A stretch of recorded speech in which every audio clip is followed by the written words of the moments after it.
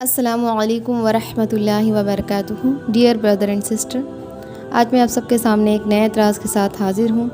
آج ایک ایکس مسلم کا اعتراض ہے کہ مسلمان صرف حدیث کو فالو کرتے ہیں، قرآن کو نہیں کرتے ہیں، جبکہ حدیثوں کو لوگوں نے لکھ لیا ہے۔ یہ کہیں سنی ہوئی باتیں ہیں، یہ ان ایکس مسلموں کا کہنا ہے۔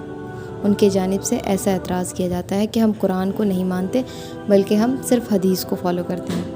تو دیکھ لیں سب سے پہلے کہ کوئی بھی مسلمان تب تک مومن نہیں ہو سکتا جب تک کہ وہ قرآن کو فالو نہ کرے، کیونکہ کوئی بھی مومن قرآن کو چھوڑ ہی نہیں سکتا، کیونکہ کل آخرت کے دن اللہ کے رسول نبی کریم صلی اللہ علیہ وسلم ان لوگوں کی شکایت کریں گے جنہوں نے قرآن کو چھوڑے رکھا دنیا میں، جنہوں نے قرآن پر عمل نہیں کیا، اس کو پڑھا نہیں اور دوسروں کو بھی قرآن سے روکتے رہیں۔ دیکھیں اس کے ریفرنس کے لیے میں نے سورہ فرقان کے آیت نمبر 30 کو لیا ہے، اور رسول صلی اللہ علیہ وسلم کہیں گے کہ یا رب میری قوم اس قرآن کو بالکل چھوڑ بیٹھی تھی۔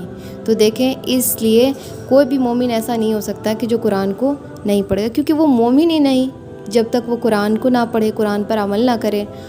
اور دیکھیں بات یہ ہے کہ حدیث، اور رہی بات کہ قرآن اور حدیث کی، یعنی کہ دونوں کو فالو کرنے کی، تو ہاں ہم حدیث کو فالو کرتے ہیں، بالکل کرتے ہیں۔ اور ایک مسلمان تبھی مسلمان ہوگا جب وہ قرآن کے ساتھ سنت کو بھی فالو کرے گا، یعنی کہ ایمان بالرسول بھی ہو۔ صرف اللہ پر ایمان کافی نہیں بلکہ اللہ کے ساتھ رسول صلی اللہ علیہ وسلم پر بھی ایمان ہونا شرط ہے۔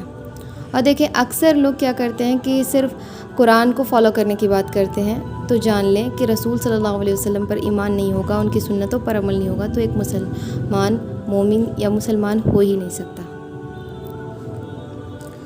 اور اب یہ بات کہ قرآن کو زیادہ ویلیو دیتے ہیں یا پھر حدیث کو، تو یہ بات جان لیں کہ ہم مسلمان قرآن کو زیادہ ویلیو دیتے ہیں، کیونکہ قرآن کا درجہ حدیث سے اوپر ہے، کیونکہ قرآن اللہ تعالیٰ کا کلام ہے، لیکن حدیث یہ ان کا کہنا ہے کہ یہ حدیث جو ہے ہوتی ہے سنی سنائی ہوتی ہے۔ تو یہ بات جان لیں، لگتا ہے کہ ان اعتراض کرنے والوں کو معلوم نہیں کہ حدیثوں کی بھی مکمل تحقیق ہے، اور جو کہ ان کم عقلوں کو سمجھ میں نہیں آنے والی۔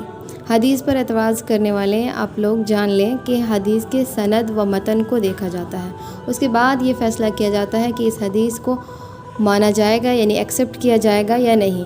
اس کی بھی پوری اپنی فیلڈ ہے اور ایکسپرٹس اس کے پیچھے بھی کام کرتے ہیں۔ ایک بات جان لیں کہ اللہ تعالیٰ نے 1400 سال پہلے جو قرآن نازل کیا، اس وقت سے جس طرح سے اللہ نے قرآن کی حفاظت کی ہے، اسی طرح سے اللہ تعالیٰ نے نبی کریم صلی اللہ علیہ وسلم کی سیرت اور حدیثوں کو بھی محفوظ رکھا ہے، جو اس بات کی دلیل ہے کہ صرف قرآن نہیں بلکہ سنتوں پر بھی عمل کرنا ضروری ہے۔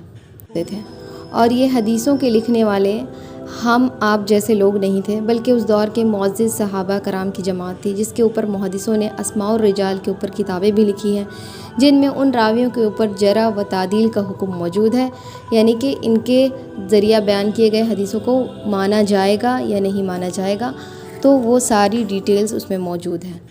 اور میں امید کرتی ہوں کہ آپ لوگوں کو اس اعتراض کا جواب مل گیا ہوگا، اور مجھے امید ہے کہ یہ باتیں سبھی کو معلوم ہوگی کہ اللہ کے ساتھ ساتھ نبی کریم صلی اللہ علیہ وسلم پر بھی ایمان لانا بہت ضروری ہے۔ تو انشاءاللہ ہماری پھر ملاقات ہوگی نیکسٹ ویڈیو میں۔ جزاکم اللہ خیراً کثیرا۔ السلام علیکم ورحمۃ اللہ وبرکاتہ۔